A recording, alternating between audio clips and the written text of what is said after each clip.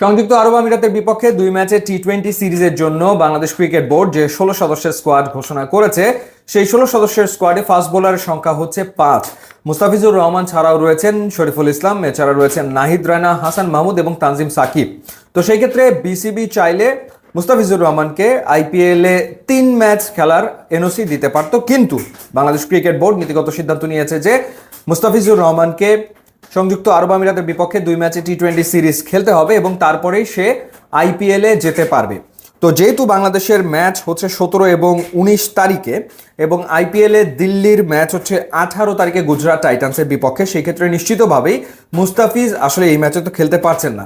পরবর্তীতে দিল্লির বাকি 2 ম্যাচ 21শে মে মুম্বাই ইন্ডিয়ান্সের বিপক্ষে এবং 24শে মে পাঞ্জাব কিংসের বিপক্ষে, সেই দুটো ম্যাচের জন্য এনওসি পেয়েছেন মুস্তাফিজুর রহমান, এমনটাই আসলে শোনা যাচ্ছে।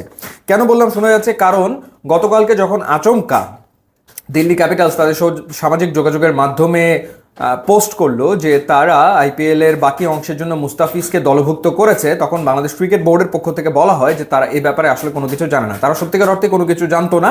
এবং গতকালকে সকালবেলাতেই মুস্তাফিজ এই খবরটা জেনেছে দিল্লির কাছ থেকে এবং আজকে সে আসলে এনওসির জন্য আবেদন করেছে বাংলাদেশ ক্রিকেট বোর্ডে। কিন্তু বাংলাদেশ ক্রিকেট বোর্ডের পক্ষ থেকে এখন পর্যন্ত অফিসিয়ালি এই ব্যাপারে কোনো সিদ্ধান্তের কথা জানানো হয়নি। কথা বলেছেন বাংলাদেশ ক্রিকেট বোর্ডের ডিরেক্টর ইফতেখার মিঠু ভাই, এবং তিনি বলেছেন যে বাংলাদেশ টিমের খেলা থাকলে সেই খেলায় ডেফিনেটলি তো থাকতেই হবে এবং তারপর আইপিএলে খেলা যাবে। তো সেই ক্ষেত্রে ধরে নেওয়া যায় যে আসলে মুস্তাফিজ 2 ম্যাচের জন্য এনওসি আপাতত পাচ্ছেন। 21শে মে মুম্বাই ইন্ডিয়ান্সের বিপক্ষে ম্যাচ এবং 24 তারিখে পাঞ্জাব কিংসের বিপক্ষে যে ম্যাচ, সেই দুটো ম্যাচ তিনি খেলতে পারবেন। এরপরে যদি দিল্লি ক্যাপিটালস তারা যদি নকআউট স্টেজে যায়, অর্থাৎ শেষ 4-এ জায়গা করে নিতে পারে, তাহলে তো ডেফিনেটলি ম্যাচের সংখ্যা আসলে বাড়বে এবং আইপিএল এর প্লে অফ হবে হচ্ছে 29-30 মে এবং 1 জুন, এই 3 দিন। কিন্তু সেই সময়টাতে বাংলাদেশের পাকিস্তান সিরিজ চলমান থাকবে এবং যেটা আমরা জানতে পেরেছি যে বাংলাদেশ সরকার পাকিস্তান সফরের ব্যাপারে গ্রিন সিগন্যাল দিয়েছে, সেই ক্ষেত্রে এই সিরিজটা আসলে হচ্ছে 27 মে থেকে বাংলাদেশ এবং পাকিস্তানের টি-20 সিরিজ শুরু হবে।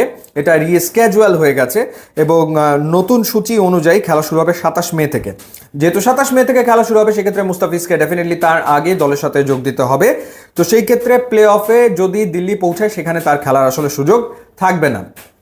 আবার আরও একটা ব্যাপার শোনা যাচ্ছে যে পাকিস্তান সফরের ব্যাপারে ক্রিকেটারদের চয়েসকে প্রাধান্য দেবে ক্রিকেট বোর্ড, অর্থাৎ কেউ যদি নিরাপত্তাজনিত কারণে পাকিস্তানে যেতে না চায়, তাহলে আসলে কাউকে জোর করা হবে না।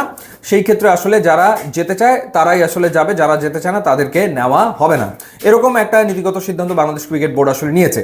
সেই ক্ষেত্রে মুস্তাফিজ কি করবেন সেটা পরবর্তী সময় আসলে জানা যাবে। আপাতত তো বোঝাই যাচ্ছে যে দুটো ম্যাচে তিনি আইপিএলে খেলতে পারবেন। 6 কোটি রুপিতে তাকে দলভুক্ত করেছে দিল্লি ক্যাপিটালস। এখন কথা হলো যে দুটো ম্যাচ খেললে কত টাকা আসলে মুস্তাফিজ পাবেন। যে টাকাটা পাবেন সেই টাকাটা আসলে অনেক টাকা, 2 ম্যাচের জন্য তো ডেফিনেটলি অনেক টাকা। 2 ম্যাচ থেকে তিনি পাবেন 85 লাখ রুপি, 2 ম্যাচের থেকে পাবেন 85 লাখ রুপি, যেটাকে টাকায় কনভার্ট করলে দাঁড়ায় 1,20,00,000 টাকা। অর্থাৎ প্রতি ম্যাচে খেললে মুস্তাফিজ পাবেন 60 লাখ টাকা করে, দুটো ম্যাচ খেললে তিনি পাবেন 1,20,00,000 টাকা।